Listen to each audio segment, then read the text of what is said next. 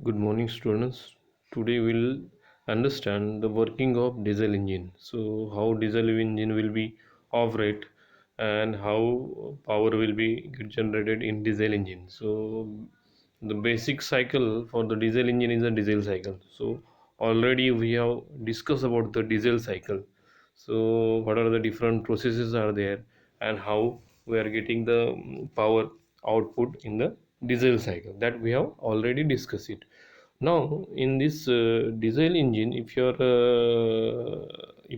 thinking about how going to operate it, so here what we are doing, we are means the working fluid will be the air. Now you see, we are not going to supply the air fuel mixture in diesel engine. So what we are going to do, we are sucking the air. What we are going to do, we are going to suck the air and we'll compress the air, and with the help of high temperature of air we will ignite the fuel.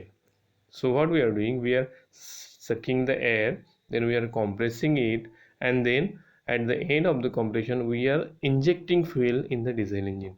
So due to the injection of the fuel, because we are supplying the atomized form of fuel into the combustion chamber, and that fuel will get ignited due to the high temperature of compressed air.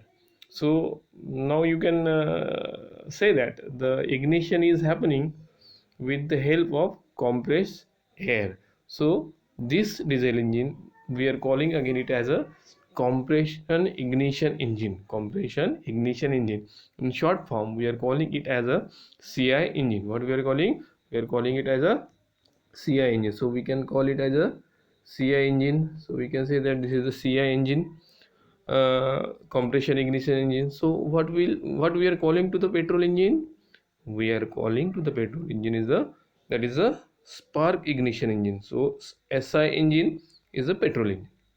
SI engine is a petrol engine. SI engine means spark ignition engine. Spark ignition. So spark ignition is related with the ignition with the help of spark plug, and CI engine is related with the ignition with the help of compressed air, with the help of compressor air. So CI is related with diesel engine and SI is related with petrol engine. It is related with petrol engine. It is related with petrol engine. So again, diesel engine, in the diesel engines, to complete the one cycle, in order to complete the one cycle, we have to take the two revolution of crank. We have to take the two revolution of crank. So two revolution of crank is required. So we have already seen that for one revolution will consist of two stroke. It will consist of two stroke. So one revolution of the crank will cover the two strokes. So we can say that here, if you are taking the, if you are considering this is the BDC or bottom dead center, and we can say that this is the top dead center. This is the top dead center. So again, if it is moving from TDC to BDC, it will be the one stroke. This is the L. We are calling this as the L. So this is L. If it is the piston is moving from top dead center to the bottom dead center, means it is covering the one stroke. It is covering the one stroke. So for achieving this one stroke, we have to revolve this crank in 180 degree of crank angle. So here, if you are thinking that for achieving four stroke, we will require the two revolution of the crank. Two revolution of crank will require the two revolution of crank, and diesel engine consists of four stroke. So first stroke is the suction stroke. What is the first stroke? Is the suction stroke. So this is the first stroke. So in first stroke, when suction stroke is end, there is a instantaneous opening of inlet valve will be happen. So this inlet valve will get open. This inlet valve will get open. This inlet valve will get open. This inlet valve will be open, and this piston will start moving from T top dead center to the bottom dead center. As this piston is moving from downward direction from top dead center to the bottom dead center, so air will get sucked by maintaining constant pressure inside the cylinder, and that is equal to the atmospheric pressure. So at constant atmospheric pressure, we will suck the air into the cylinder, and this piston will move from TDC to BDC. It will move from top dead center to the bottom dead center. It will move from top dead center to the bottom dead center, and once it is reaching to the bottom dead center, it will suck the maximum amount of air inside the cylinder. So if you are logically analyzing how much maximum volume of air can be sucked, so we can say that it is equal to the swept volume. It may be equal to the swept volume. So maximum amount of air can be sucked is equal to the swept, that is the swept volume. So this is the Vs.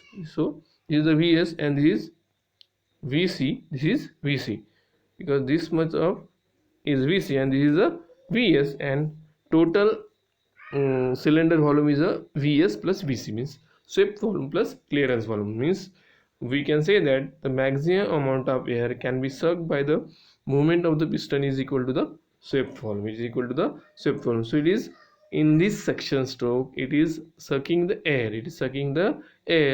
through the inlet valve, when piston is moving, coming at the bottom dead center, this inlet valve will get closed,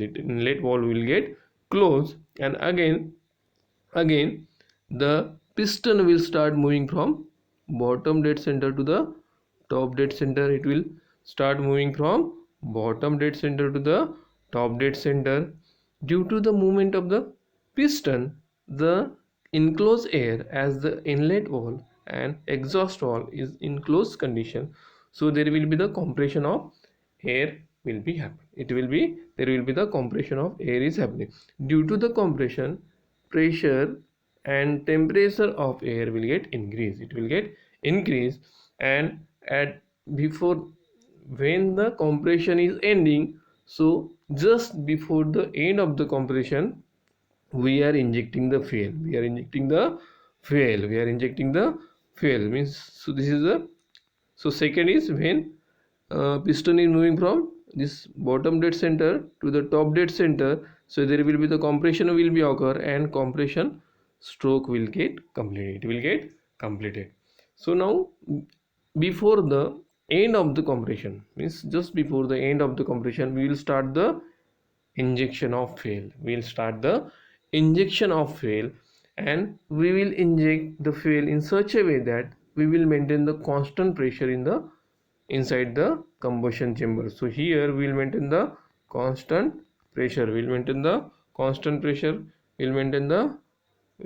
constant pressure here by the slight movement of piston. So there will be the slight movement of piston will be happen. So this is the TDC, top dead center.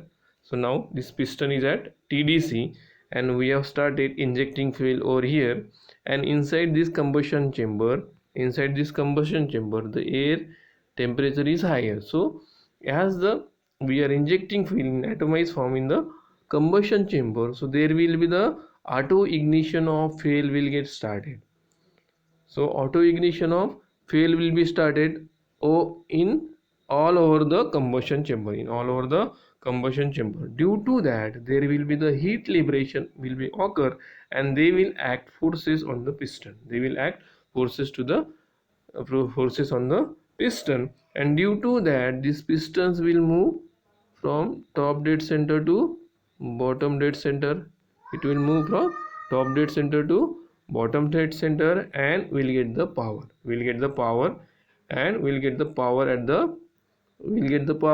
Transmitting that power from connecting rod and crank to, we'll get the power at crankshaft. Now in expansion stroke, this piston will move from top dead center to the bottom dead center. When the piston is at bottom dead center, so we can say that this is the bottom dead center. And at this moment, we will open the exhaust valve instantaneously. We'll open the exhaust valve instantly.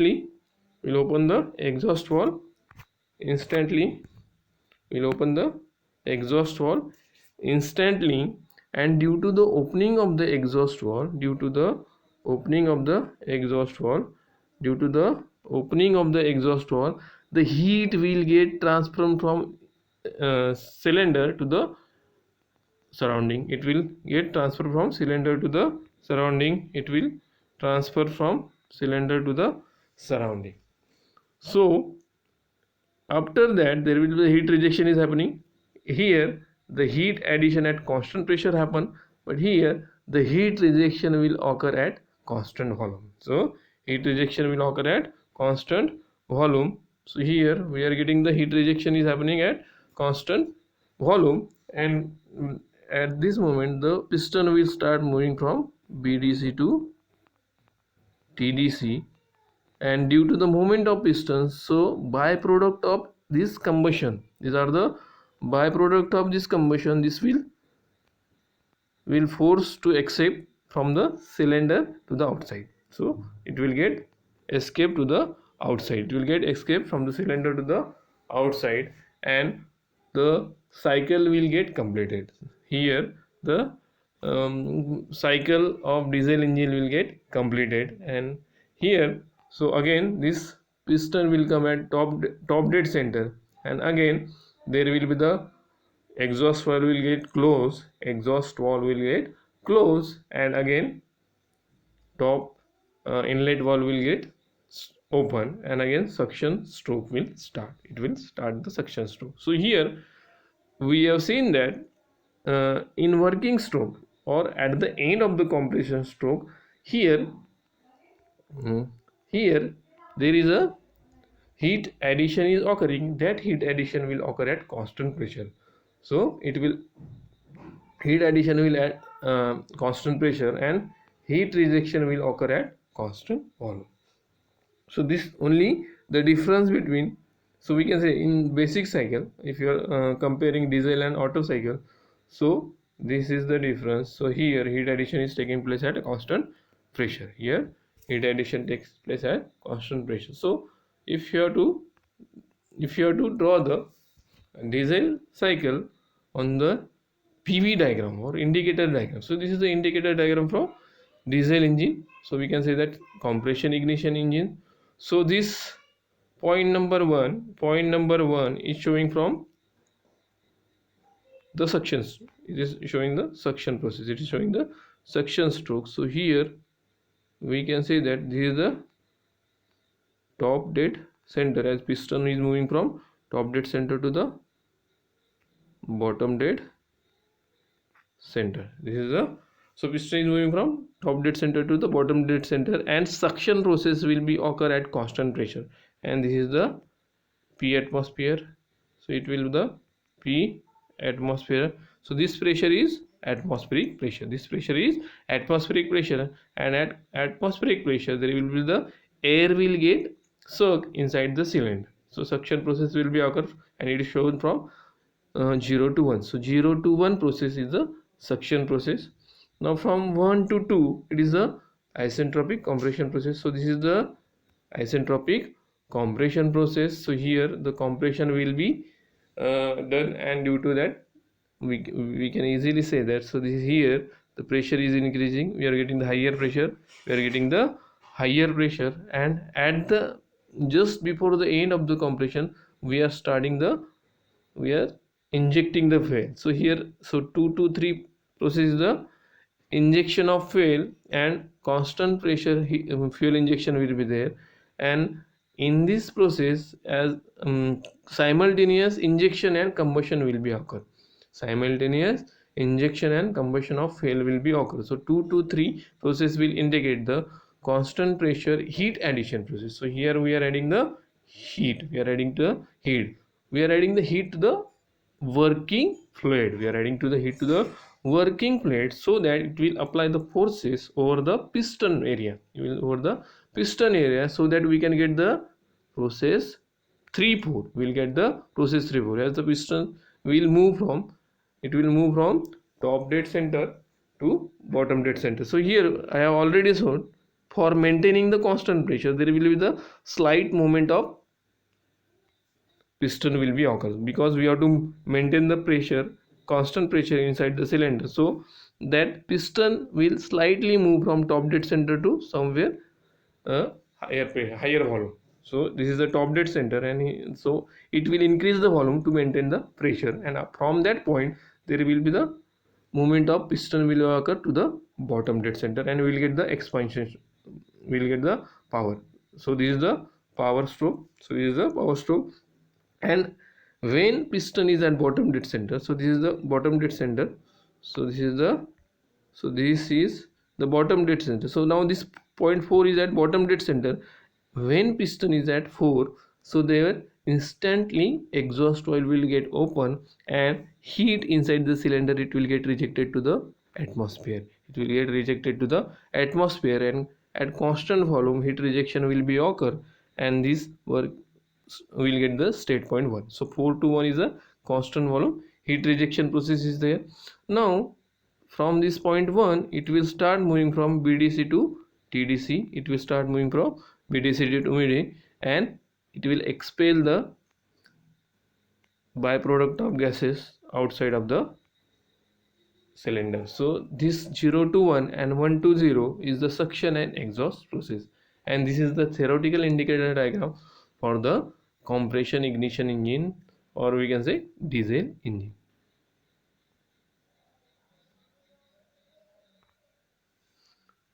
Now these are the differences between petrol engine and diesel engine.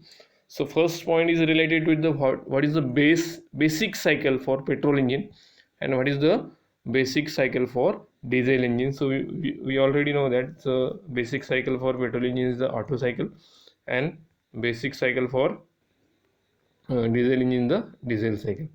And second is the type of ignition, how ignition is taking place in petrol engine. So we have already discussed it. So fuel will get ignited by the spark plug in petrol engine, and in diesel engine it will get ignited by the hot compressed air. So petrol engine, as the in petrol engine, so compression ratio is lower, so it is really 0 to 6, we can say C. And in diesel engine the compression ratio is quite high, it is near till the 18, 6 to 8, 12 to 18. And the petrol engine, as the compression ratio is lower, so weight per power is higher in petrol engine, so it will operate at high speed. And as the compression ratio is higher in the diesel engine, the operation of the diesel engine is at lower speed. So it is a fuel type, what type of fuel you are using in petrol engine, and what type of fuel you are using in diesel engine. As the compression ratio is lower, so it is in lightweight, it is lightweight. So higher, so due to you will get the what are the withstanding components are there, that will be heavy, and you will get the heavy weight in diesel engine.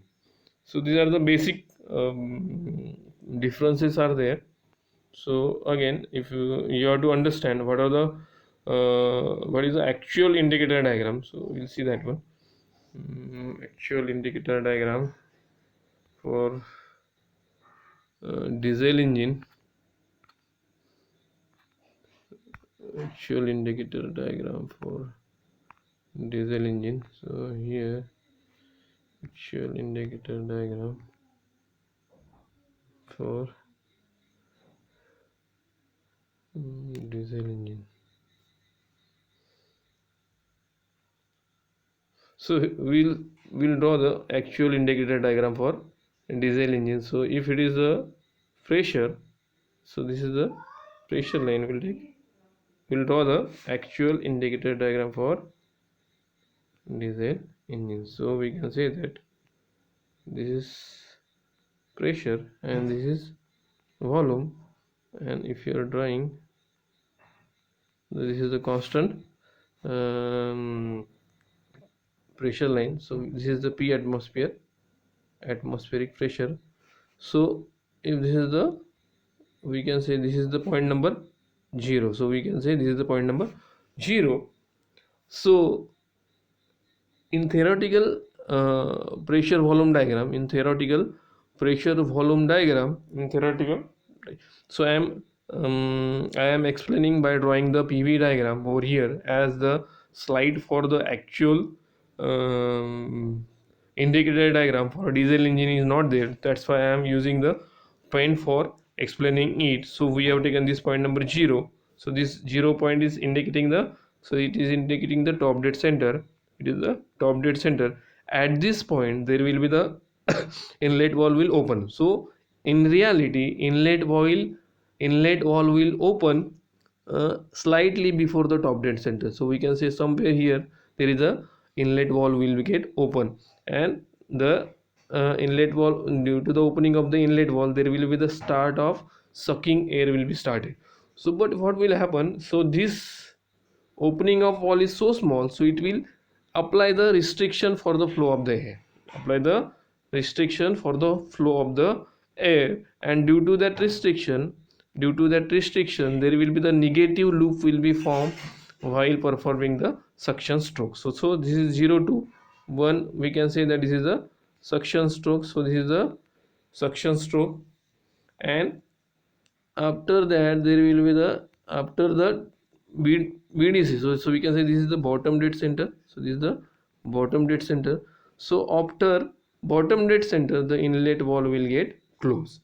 So this opening and closing of inlet and inlet valve, we are the increasing the time of opening, we are increasing the time of opening for better performance of the engine. So here we have, you have already seen over here.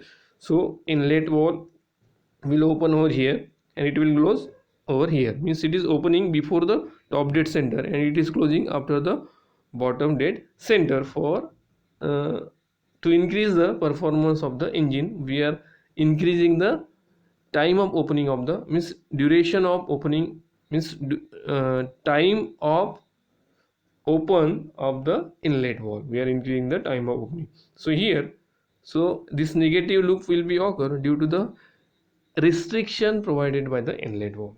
So after that from 1 to 2 there will be the compression process will be occur. So there will be the compression process will be there. So this is the compression process. So this will till the top dead center. So this is the top dead center, so it will come over here. So this is the compression process. So 1 to 2 it will shown the, it is shown the compression process. So this is the compression process. So at this point, so there will be the fuel injection will be occur, there will be the injection of fuel will be occur, and it will start injecting at point number 3 there will be the end of fuel injection will be occur. So during this process the simultaneous injection and ignition of the fuel will occur and it will get added over here, it will get added over here. So somewhat curvature will be here, not exactly like the theoretical diagram, it will not exactly at the theoretical diagram. So 2 to 3 process, it is showing the fuel injection and combustion at constant pressure. So here if you are comparing this point number 2 and point number 3, so here we are reducing the temperature. If you are applying the constant volume, if you apply, in case of Otto cycle 2 to 3 process is the constant volume process. So due to the constant volume process there will be the maximum pressure and temperatures are higher in petrol engine.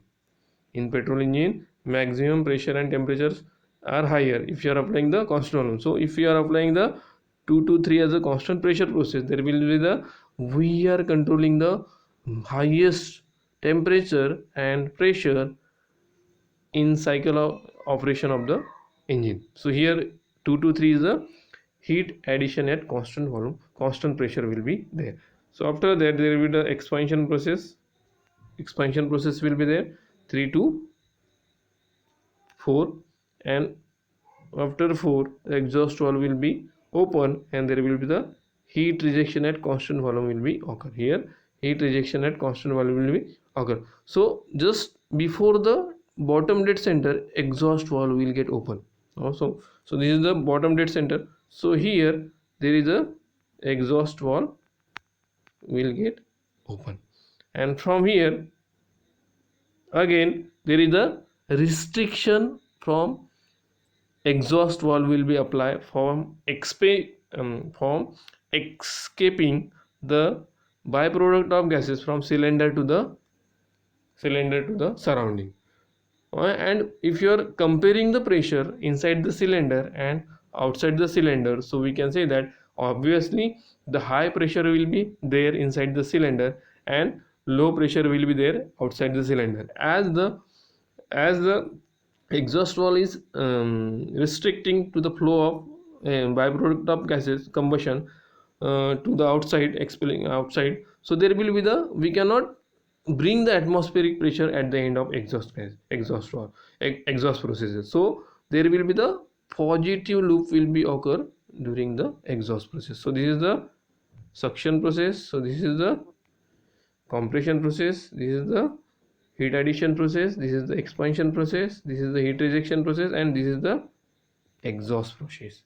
This is the exhaust process, and this is the actual PV diagram or pressure volume diagram or indicator diagram for the diesel engine. The only difference is that instead of constant volume there will be the constant pressure, heat addition will be there, and here at point 2 we are injecting the fuel and we are ending the injection of fuel at point number 3. So this is the actual indicator diagram. This is the actual indicator diagram for diesel engine. So already we have discussed this actual indicator diagram for the petrol engine. Similar type of same concept is there in the diesel engine actual indicator diagram. Now I have emphasized while explaining the working of diesel cycle, while explaining the actual indicator diagram for diesel engine, I have emphasized that we have to increase the duration of opening of the valve. Means I am not saying the opening of the valve means duration of the time duration. I am saying that if I am saying the duration of opening of the valve means how much time is required for opening the valve and closing. So that will be the similar. So now see, if this is the cylinder, and here the valve is there, here the inlet valve is there, and here the exhaust valve is. So this is the inlet valve and this is the exhaust valve. So duration to open and close the valve, so I can say this is the opening and closing of the valve duration, what duration is required, and then how much time that inlet valve is open, so that is the duration is the opening and closing of the valve, and time is related with the how much time it is open, time of inlet valve. So how much time it open means at what time it is open and at what time it get closed. So that is the time of inlet valve, that is related with the time of, and duration of inlet valve is nothing but the opening and closing of the inlet valve. So duration to open the inlet valve, similarly duration with open the exhaust valve. So why I am telling this, because for the better performance of the engine, so this criteria is very important. How much time the inlet valve is open, how much time the exhaust valve is open, because it is related with the charge, how much charge we can suck, how much charge engine can suck. So depending on that only the performance of engine can be enhanced. Depending on that we can enhance the performance of the engine. So for that purpose we have to understand the valve timing. What is the valve timing for inlet valve, what is the valve timing. So this valve timing is related with the duration of the opening, means not the opening and closing, it is how much time it will get open, it is open, how much time it is open, how much time exhaust valve is open, and how much time inlet valve means, and that is related with the valve timing. So that is related with the valve timing. So for that purpose, for enhancing, and this will link to the supercharging, it will link to the variable valve timing, So this topic is very important, so you have to understand what is the wall timing. Now just we take the theoretical wall timing diagram. So this is the theoretical wall timing diagram. So this is the theoretical wall timing diagram. Now we'll take in next lectures. I think this lecture is too big, so we'll discuss this in next lecture.